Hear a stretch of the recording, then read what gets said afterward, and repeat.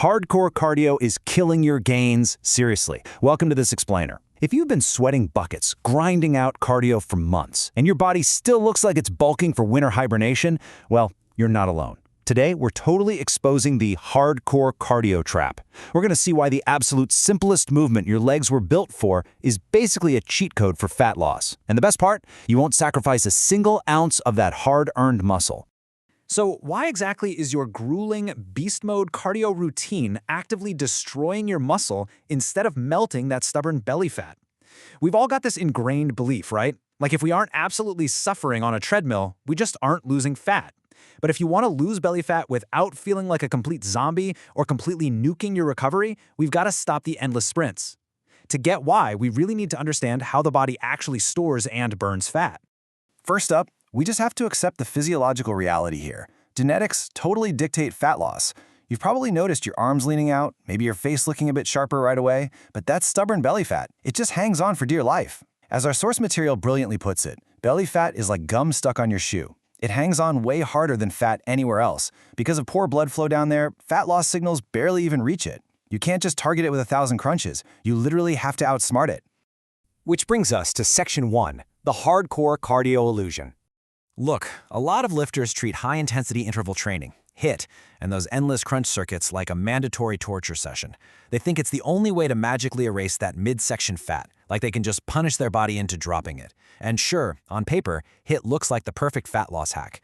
Pretending it doesn't torch a massive amount of calories would be crazy. But in reality, that massive recovery drain leaves you feeling like a total zombie. Your progress completely stalls, and honestly, you end up doing way more harm than good to your overall physique. There are actually 3 physiological saboteurs at play when you mix beast mode cardio with heavy lifting. Number 1 is strength tanking. If you smash a HIIT session right before you lift, your strength just tanks. You're not going to hit that crucial growth zone in your sets. Number 2 is the muscle scream. Go too hard after lifting, and your unrecovered muscles can't rebuild. Instead, they literally scream for mercy, and you risk burning muscle instead of fat. And number 3, the hunger trap. Ah, the hunger trap. This is where high-intensity cardio completely betrays you. You push your body to the absolute limit, and guess what? It fights back by triggering insane post-workout cravings. We've all been there. You finish this brutal sprint session, and suddenly you're standing in the kitchen demolishing half the fridge, easily erasing every single calorie you just suffered so hard to burn. You're left spinning your wheels, exhausted, and 0% leaner than when you started. So let's pivot to Section 2. The quiet burn, and why walking is just superior. To break this frustrating cycle, we have to totally ditch the torture treadmill sessions. We're replacing high-stress exhaustion with something way more effective, just by embracing what your legs were actually built to do.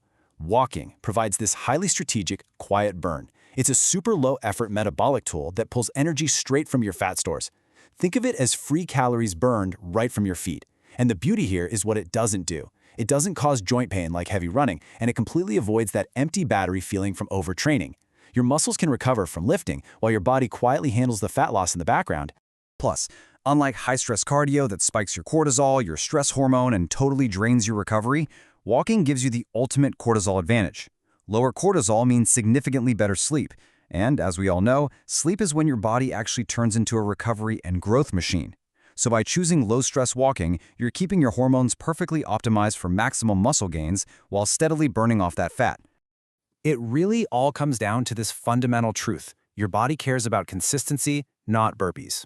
Seriously, your body doesn't care if those burned calories came from endless, lung-burning intervals or just casual, enjoyable laps around the block. It only rewards the consistent daily accumulation of energy expenditure. And let's be real, the easiest way to stay consistent is to do something you don't actively dread doing every single day. All right, let's look at Section 3, the 10,000-step protocol. So how do we actually implement this frictionless habit into our lives without completely overwhelming ourselves?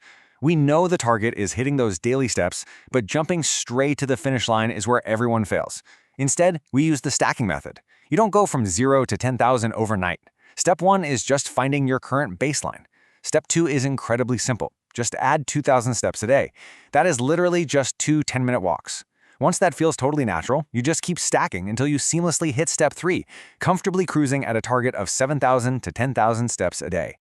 The real secret here is that you can rack up these steps without even thinking about it. You just weave them right into your daily habits. Pace around while taking a phone call, park at the absolute farthest spot in the lot, or always opt for the stairs instead of the elevator. You can even just head outside for some fresh air while secretly wondering who stole your last protein pancake. It's all about movement that blends perfectly into your lifestyle, letting those calories quietly compound day after day. But to make sure you aren't just guessing, you've got to track for truth. Hook this up to your phone's built-in step counter, or use an app like CalAI, which our source highly recommends, so you know exactly where you stand every single day. No guessing, no excuses. You just open your phone, see if you hit that daily target, and keep the momentum rolling. Which brings us to Section 4, the synergy revealed in the kitchen. As powerful as the quiet burn is, walking is really only step 2. Step 1 is, and always will be, creating the right environment in the kitchen. You know the old saying, muscles are built in the gym, but they're revealed in the kitchen? You've got to pair your quiet burn with a precise calorie deficit. To make sure you don't burn through muscle, aim to sit roughly 15% under your maintenance calories. This is not some aggressive, starving deficit. It's calculated, moderate, designed to gently and consistently scrape off that stubborn fat gum from your midsection while still giving your body plenty of energy to function and recover. Now, crucially, when you're in a deficit, your body can get a little stingy with muscle building. To fix that, you absolutely have to hit 1.6 to 2 grams of protein per kilogram of body weight. Nailing this specific protein target ensures your body is fueled with the building blocks it actually needs. That guarantees it pulls energy from your fat stores rather than stealing it by breaking down your own hard-earned muscles. This actually requires a massive mindset shift. Most people think your body is an on-off switch, like you're either bulking and gaining fat or cutting and losing muscle. But it's actually a dimmer switch. When you nail that protein goal and maintain that smart 15% deficit, you hit the absolute sweet spot of body recomposition.